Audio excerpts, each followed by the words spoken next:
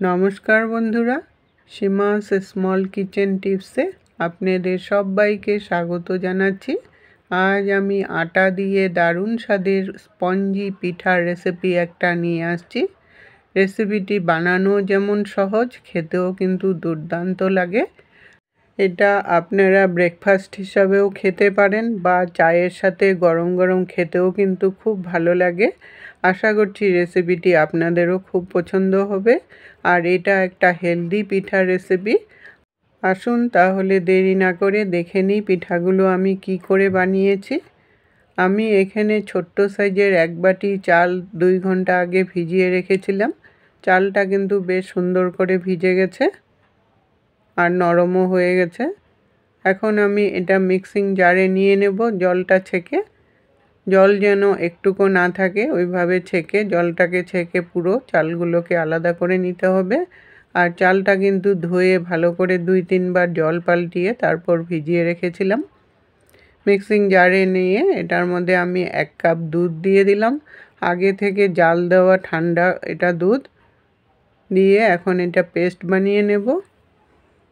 পেস্টটা আমার হয়ে গেছে। পেস্টটা যেন দানা দানা না থাকে, একদম মসৃণ একটা পেস্ট বানিয়ে নিতে হবে।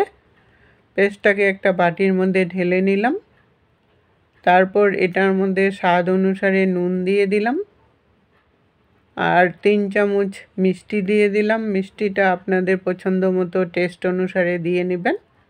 আমি 3 চামচ দিলাম। এটা খুব একটা মিষ্টি হয় না, একটু নোনতা মিষ্টি এই টাইপের হয়। আর 1 কাপ আটা দিয়ে দিলাম। আপনারা ইচ্ছা করলে ময়দা দিয়েও বানাতে পারেন। আমি আটা দিলাম কারণ এটা একটা হেলদি রেসিপি বানাচ্ছি, তার জন্য আটা দিয়ে বানালাম। আর হাফ টিস্পুন ইস্ট নিয়েছি, ইস্ট দিয়ে দেব এটার মধ্যে। ইস্ট দিলে পিঠাগুলো সুন্দর ফুলবে।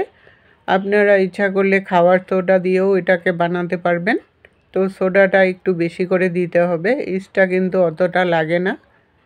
তাই হাফ চামচ দিয়ে দিলাম। আর এখন এটা ভালোভাবে মিশিয়ে নিব।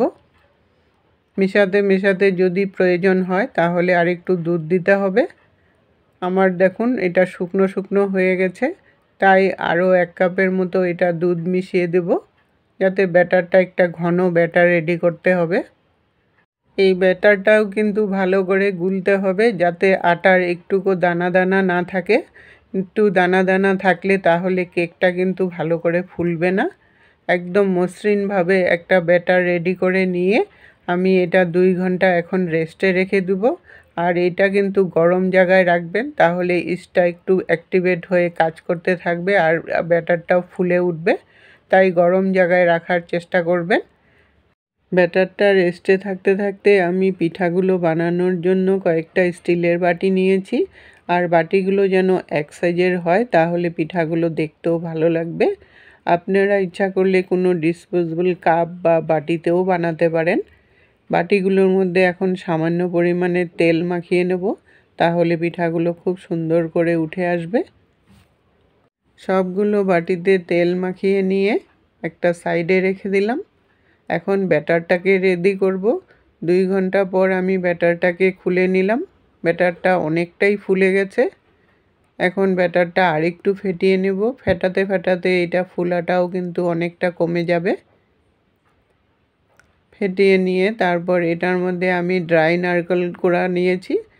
ড্রাই নারকেল দিলে খেতেও কিন্তু খুব ভাল লাগবে পিঠাগুলো। আপনাদের হাতের কাছে যদি ড্রাই নারকেল না থাকে তাহলে আপনারা কোনো ড্রাই ফ্রুটস গুঁড়া করেও দিতে পারেন, কাজু, অ্যালমন্ড এসব গুঁড়া করেও দিতে পারবেন, তাহলে খেতে কিন্তু খুব ভালো লাগবে। 4 চামচ ড্রাই নারকেল কোড়া দিয়ে দিলাম। আর কতগুলো কিশমিশ নিয়েছি, কিশমিশগুলো একটু কুচি করে নিতে হবে। আমি ছোট কিশমিশ হলে আধা করে নেবেন, আর বড় কিশমিশ হলে 3 টুকরো করে নিলেই হয়ে যাবে। কিশমিশগুলো দিয়ে দিলাম। দিয়ে এখন ব্যাটারটাকে আরেকটু ফেটিয়ে নেব। ফেটিয়ে নিয়ে তারপর বাটিগুলোকে রেডি করব। বাটিগুলো রেডি করার জন্য আমি কিছু টুটি ফুটি নিয়েছি, 3 কালারের টুটি ফুটি নিয়েছি।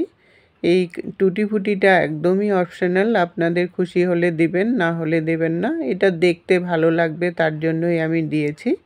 নিচে অল্প টুটি ফুটি দিয়ে দিলাম বাটিগুলোর নিচে। তাহলে পিঠাগুলো যখন উঠাবেন দেখতে কিন্তু খুব সুন্দর লাগবে।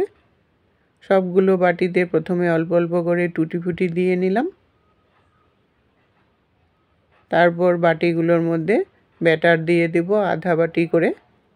একটু কম করে দিবেন, কারণ এটা ফুলে উঠবে। ফুলে উঠলে বাটিটা তখন ভর্তি হয়ে গেলে প্রবলেম হয়ে যাবে। তার জন্য পুরো বাটি না দিয়ে বাটিটা একটু কম করে দিবেন, ভর্তি করবেন না পুরো। সবগুলো বাটিতে ব্যাটার দিয়ে সমান করে নিয়ে একটু ট্যাপ করে দিবেন, তাহলে ভিতরে কোনো বাবলস থাকলে এটা সেট হয়ে যাবে। সবগুলো বাটি রেডি করে নিয়ে উপর থেকে আমি এখন গোটা কিশমিশ নিয়েছি। একটা বাটির মধ্যে 4টা করে কিশমিশ দিয়ে দিব, তাহলে দেখতে সুন্দর লাগবে।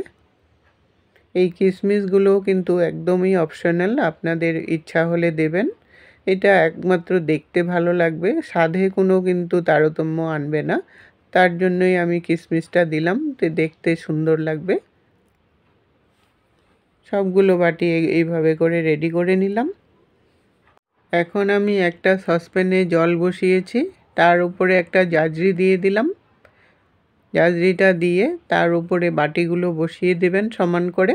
বাটিগুলো যাতে বেঁকা হয়ে না যায় সেদিকে খেয়াল রাখতে লাগবে। বাটিগুলো বেঁকা হলে পিঠাগুলোও কিন্তু বেঁকা হয়ে যাবে, তাই সমান করে নিয়ে এখন 15 থেকে 20 মিনিটের মতো লাগবে পিঠাগুলো ফুলতে।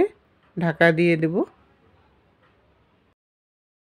এদিকে এই পিঠাগুলো হতে হতে বাকি ব্যাটারটা দিয়ে একটা বড় বাটির মধ্যে আমি সেম প্রসেসে রেডি করে নিয়েছি।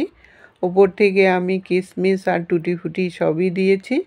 বাটিটাও রেডি হয়ে গেছে, একসাথে একটা বড় পিঠা হবে, কেটে কেটে খেতে পারবেন। এদিকে 10 মিনিট পরে আমি ঢাকনাটাকে উঠিয়ে নিলাম। একবার একটু টুথপিক দিয়ে চেক করে নেব ভেতরটা সুন্দর করে হয়েছে নাকি। একটু আঠা আঠা ভাব আছে, তার জন্য আরও 5 মিনিটের মতো আমি ঢাকা দিয়ে রেখে দেব। 5 মিনিট পরে আমি ঢাকনাটা উঠিয়ে একদম পুরো পিঠাটা শক্ত হয়ে গেছে। এখন আমি একটা ঢাকনাটা লাগিয়ে কিছুক্ষণ রেখে তারপর নামিয়ে নেব। ঠান্ডা না করলে কিন্তু এটা উঠানো যাবে না, ঠান্ডা করে নিয়ে উঠাতে হবে। সেম প্রসেসে বাকি ব্যাটারটা দিয়ে বড় বাটিটাকেও আমি রেডি করে নিয়ে পিঠাটা রেডি হয়ে গেছে। এটাও শক্ত হয়ে গেছে, এটাকেও আমি রেডি করে নিলাম। সবগুলো পিঠা ঠান্ডা করে নামিয়ে নিয়েছি। পিঠাগুলো খুলতে কিন্তু একটুও অসুবিধা হয় না, খালি চাকু দিয়ে সাইড থেকে একটু খুলে নিলে এটা সুন্দরভাবে উঠে আসে। দেখুন পিছনটা কি সুন্দর লাগছে দেখতে টুটি ফুটি দেওয়ার জন্য। আর বড় পিঠাটা একটা কেকের পিস যেমনভাবে কাটি সেরকমভাবে কেটে নিলাম। ভিতরটা দেখুন কতটা স্পঞ্জি হয়েছে। আমার এই পিঠার রেসিপিটা কেমন লাগলো বন্ধুরা কমেন্ট করে জানাবেন।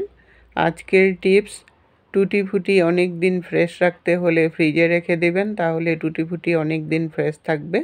এতক্ষণ সঙ্গে থেকে বহুমূল্য সময় দিয়ে আমার ভিডিওটা দেখার জন্য অসংখ্য ধন্যবাদ বন্ধুরা।